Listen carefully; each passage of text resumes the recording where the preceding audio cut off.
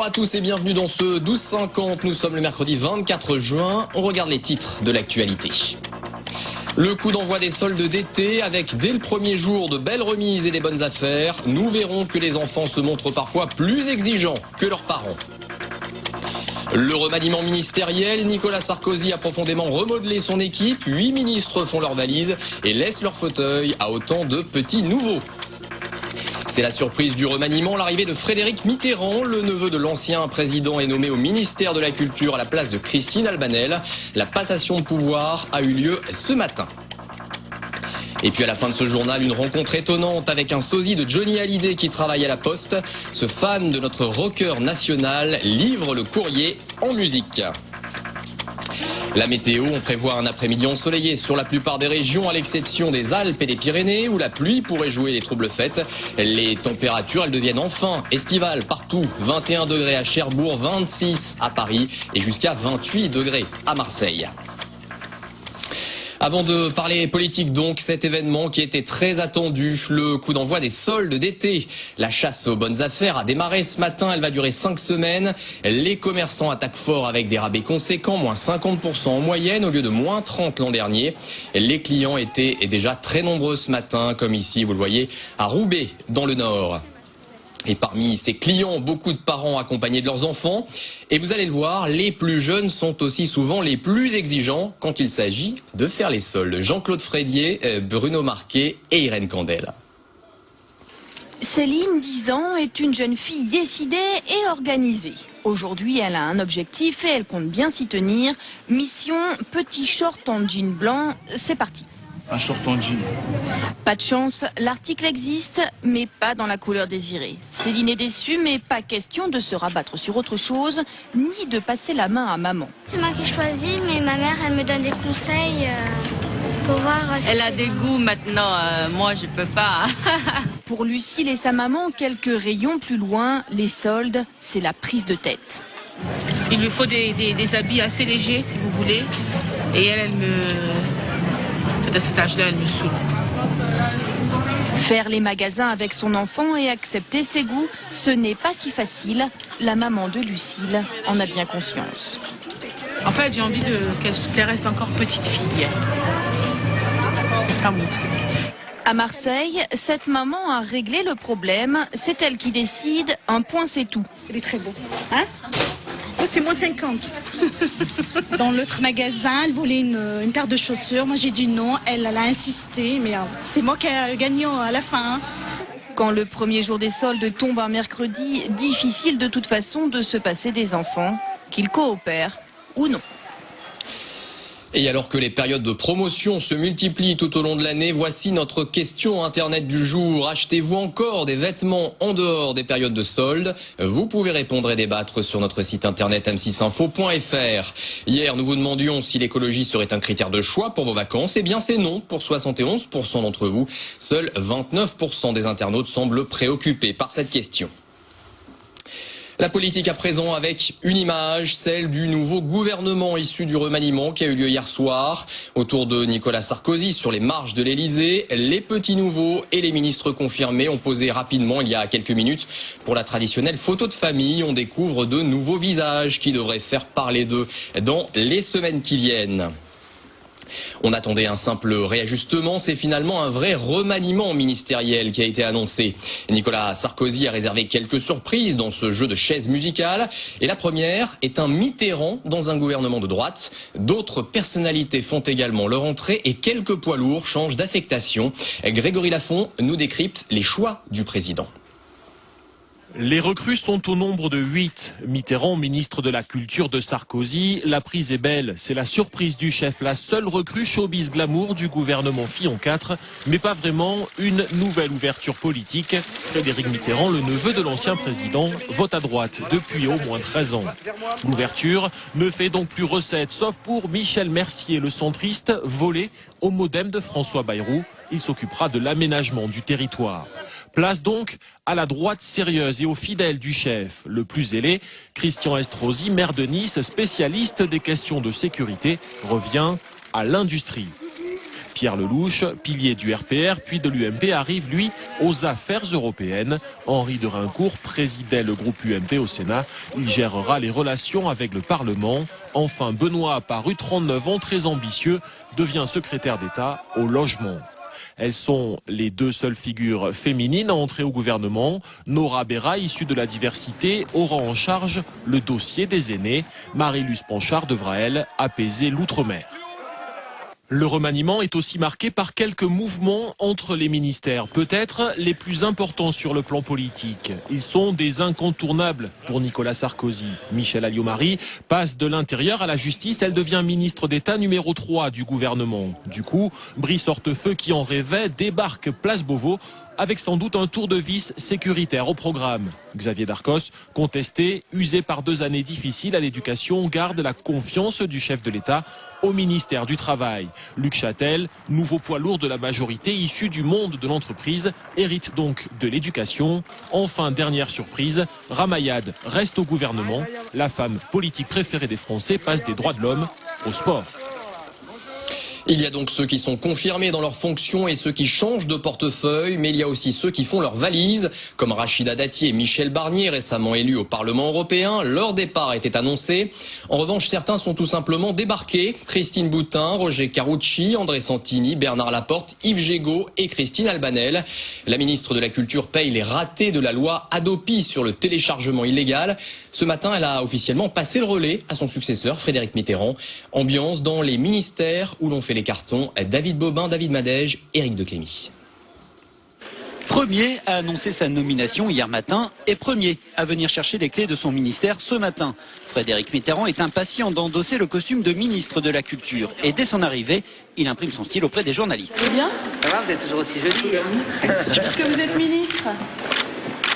Pareil. Oui, cette fois c'est confirmé, monsieur Mitterrand, vous pouvez le dire. Mais il va falloir apprendre à se plier au protocole de la République. Premier dossier ce matin, réparer la boulette de l'annonce prématurée d'hier. Je regrette tout à fait la discourtoisie que cela représentait vis-à-vis de madame Albanel et je regrette tout à fait de ne pas avoir respecté un usage républicain. Faisant bonne figure mais émue, Christine Albanel est partie sous les applaudissements de ses anciens collaborateurs.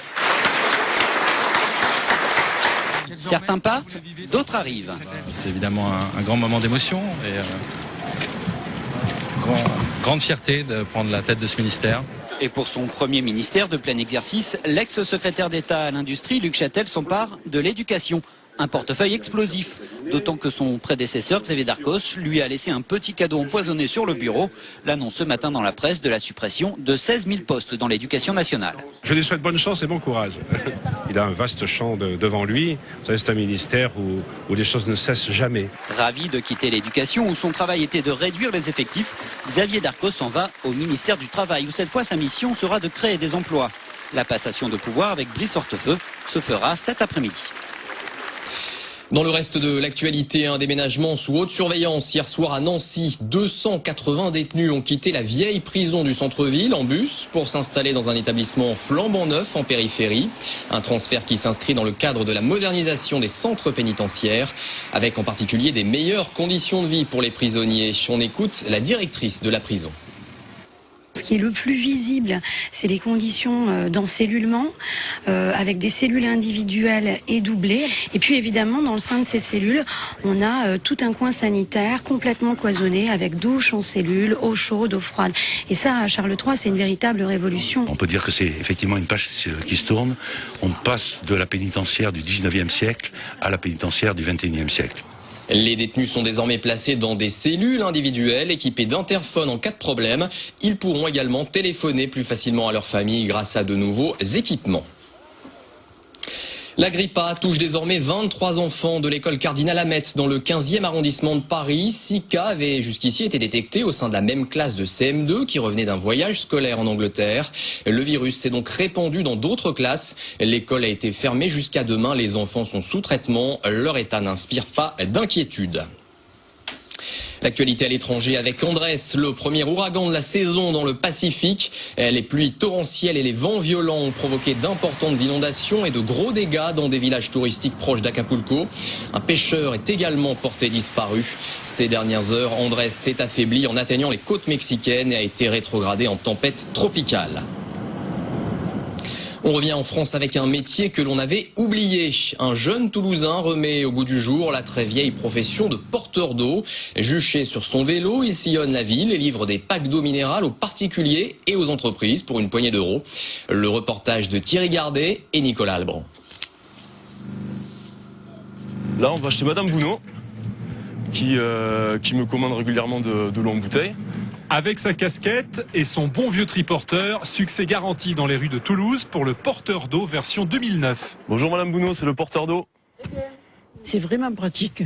J'attendais que ça. Vraiment, je trouvais, et j'ai dit, tiens, mais personne ne peut le faire. Si, les magasins le font, mais il faut acheter autre chose. Éric Lefebvre a démarré son activité il y a 10 jours, mais il a déjà ses premiers clients fidèles, notamment des personnes âgées qui ont du mal à transporter des packs d'eau minérale. C'est quand même assez fastidieux à transporter, et pas que pour les personnes âgées, pour les personnes à mobilité réduite, pour un peu tout le monde, en fait, les gens qui n'ont pas de véhicule. Pour se lancer, Éric a choisi le statut d'auto-entrepreneur, plus simple, plus rapide pour créer sa société, et le transport à vélo pour diminuer les coûts. C'est pas un métier qui est facile, parce que bon, si les gens ne les portent pas, les packs, c'est quand même moi qui les porte. Mais après, au niveau des charges, tout ça, c'est quand même assez réduit. Et je peux quand même arriver à m'en sortir, quoi. Les derniers porteurs d'eau travaillaient à Paris à la fin du 19e siècle. Ils ont tous disparu avec l'arrivée de l'eau courante dans les habitations. Aujourd'hui, tout le monde a l'eau courante, mais Eric est persuadé que sa petite entreprise va décoller, même si physiquement, c'est loin d'être évident. Oui, je transpire un peu, mais bon, c'est du sport, hein. On passe de la petite reine au tennis à Wimbledon. La journée d'hier a plutôt souri aux Français. Ils sont 7 qualifiés pour le second tour, comme Fabrice Santoro qui continue sa tournée d'adieu. Ça passe pour Gilles Simon face à l'Américain Bobby Reynolds. 6-4, 6-3, 6-3. Qualification aussi d'Amélie Mauresmo contre la Hongroise Melinda Zink en 3-7, 6-1, 4-6, 6-2. Du sport encore avec ce coup de chapeau à un jeune Américain de 14 ans. La vidéo de son exploit fait un tabac sur Internet. Pendant un cours de basket au collège, il a sûrement marqué le panier de l'année. Quelques pas d'élan, un petit saut périlleux et le ballon survole tout le terrain avant de faire trembler le filet. Ses camarades n'en sont toujours pas revenus.